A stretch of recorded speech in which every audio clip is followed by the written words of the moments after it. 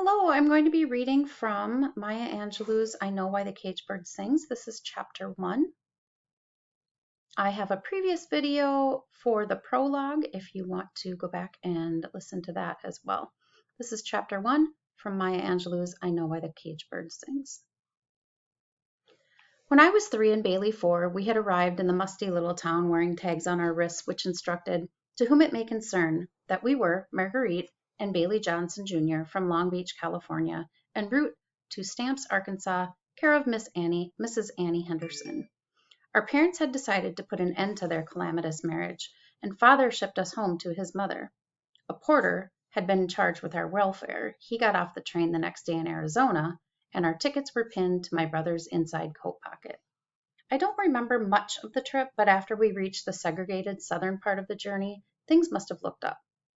Negro passengers who always traveled with loaded lunch boxes felt sorry for the poor little motherless darlings and plied us with cold fried chicken and potato salad.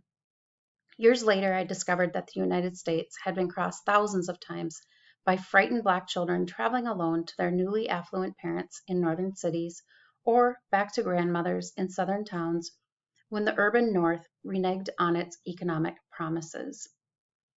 The town reacted to us as its inhabitants. The town reacted to us as its inhabitants had reacted to all things new before our coming.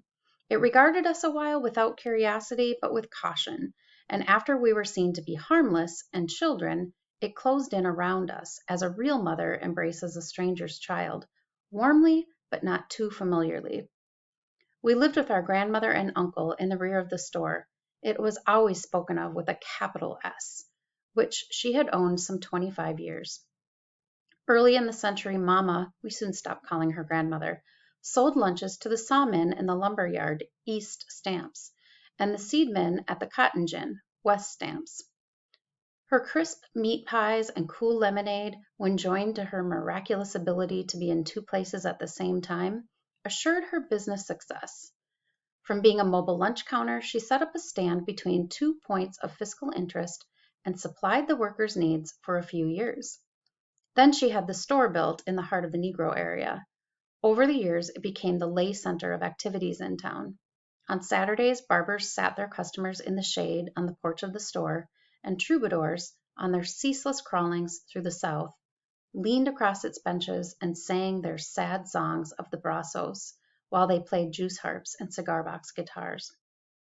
The formal name of the store was the William Johnson General Merchandise Store. Customers could find food staples, a good variety of colored thread, mash for hogs, corn for chickens, coal oil for lamps, light bulbs for the wealthy, shoestrings, hairdressing, balloons, and flower seeds. Anything not visible had only to be ordered. Until we became familiar enough to belong to the store and it to us, we were locked up in a fun house of things where the attendant had gone home for life. Each year I watched the field across from the store turn caterpillar green, then gradually frost white. I knew exactly how long it would be before the big wagons would pull into the front yard and load on the cotton pickers at daybreak to carry them to the remains of slavery's plantations. During the picking season, my grandmother would get out of bed at 4 o'clock. She never used an alarm clock. And creak down to her knees and chant in a sleep-filled voice, "Our Father, thank you for letting me see this new day.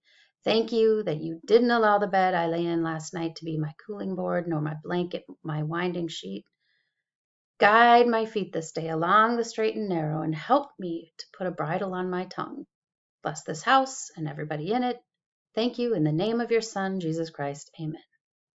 Before she had quite arisen, she called our names and issued orders, and pushed her large feet into homemade slippers and across the bare, lye-washed wooden floor to light the coal oil lamp.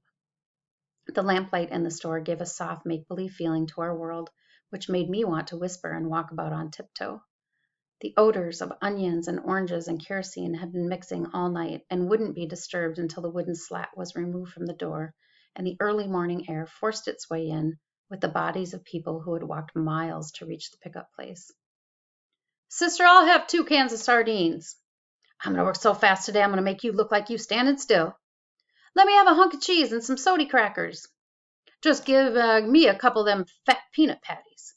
That would be from a picker who was taking his lunch. The greasy brown paper sack was stuck behind the bib of his overalls. He'd used the candy as a snack before the noon sun called the workers to rest. In those tender mornings, the store was full of laughing, joking, boasting, and bragging. One man was going to pick 200 pounds of cotton, and another 300. Even the children were promising to bring home 4 bits and 6 bits. The champion picker of the day before was the hero of the dawn. If he prophesied that the cotton in today's field was going to be sparse and stick to the bulls like glue, every listener would grunt a hearty agreement. The sound of empty cotton sacks dragging over the floor and the murmurs of waking people were sliced by the cash register as we rang up the 5-cent sales. If the morning sounds and smells were touched with the supernatural, the late afternoon had all the features of the normal Arkansas life. In the dying sunlight, the people dragged rather than their empty cotton sacks. Brought back to the store, the pickers would step out of the backs of trucks and fold down, dirt disappointed, to the ground. No matter how much they had picked, it wasn't enough. Their wages wouldn't even get them out of debt to my grandmother, not to mention the staggering bill that waited on them at the white commissary downtown.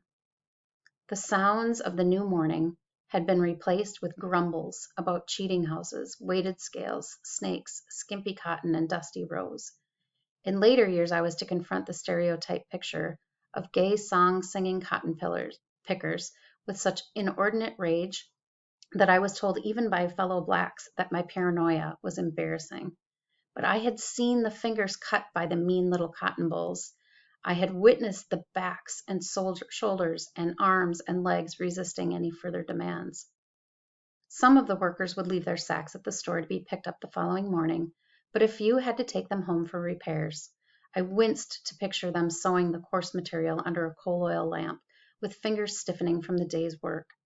In too few hours, they would have to walk back to Sister Henderson's store, get victuals, and load again onto the trucks.